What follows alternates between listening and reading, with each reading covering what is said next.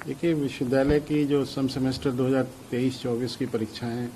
20 मई से प्रारंभ हो चुकी हैं और परीक्षाएं विश्वविद्यालय द्वारा शुचितापूर्ण तरीके से कराने के भरसक प्रयास किए गए हैं। विश्वविद्यालय द्वारा फ्लाइंग स्क्वाड की तैनाती की गई है। प्रत्येक परीक्षा केंद्र पर सीसीटीवी के माध्यम से निगरानी रखने की व्यवस्था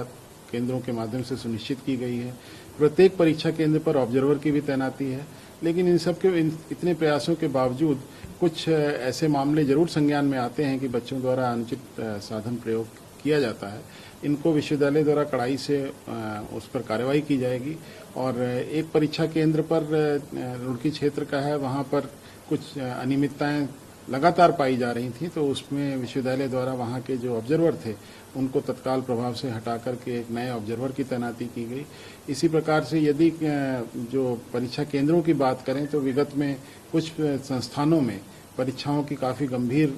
अनियमितताएं संज्ञान में लाई गई थी, तो उसके दृष्टिगत विश्वविद्यालय द्वारा इस बार पहली बार कई संस्थानों में परीक्षाएं न कराने का भी निर्णय लिया और उसके अनुसार परीक्षा केंद्रों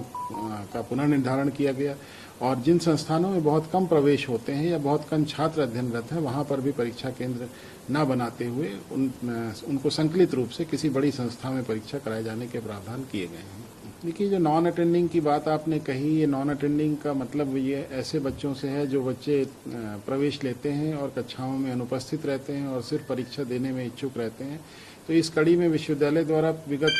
2 शैक्षणिक सत्रों से सतत रूप से काफ़ी प्रयास किए गए और उसके अंतर्गत विश्वविद्यालय द्वारा अपना अटेंडेंस मैनेजमेंट सिस्टम प्रारंभ किया गया। और उस अटेंडेंस मैनेजमेंट सिस्टम के माध्यम से इस सत्र में हमने लगभग 844 बच्चों को प्रथम चरण में परीक्षा देने से वंचित करने का निर्णय लिया था, क्योंकि उनकी उपस्थिति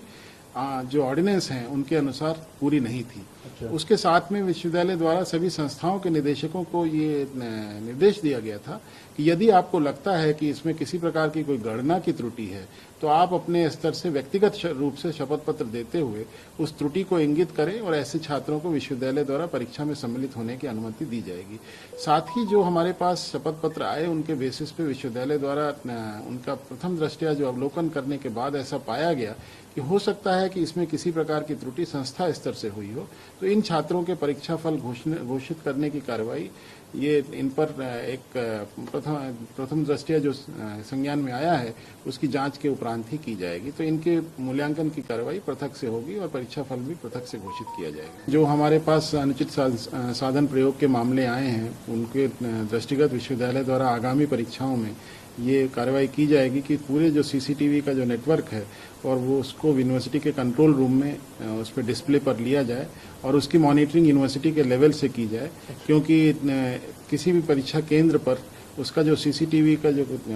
डेटा कैप्चर होता है उसकी मॉनिटरिंग सतत रूप से नहीं होती है। तो आने वाली परीक्षाओं में जो भविष्य में होंगी उसमें विश्वविद्यालय द्वारा सभी परीक्षा केंद्रों के सीसीटीवी के डिस्प्लेज को विश्वविद्यालय के कंट्रोल रूम में लेते हुए और हम विशेष रूप से पर्यवेक्षक नियुक्त करेंगे जिनका काम होगा कि ये जो डिजिटल डिस्प्लेज हो रहे हैं उनको सतत रूप से उनकी निगरानी करें और यदि किसी प्रकार की कोई अनियमितता संज्ञान में आती है तो वहाँ के परीक्षा केंद्र के जो केंद्र अधीक्षक हैं, जो हमारे पर्यवेक्षक हैं और जो फ्लाइंग स्क्वाड हैं उसके माध्यम से उस पर सुधारात्मक कार्रवाई की जाएगी।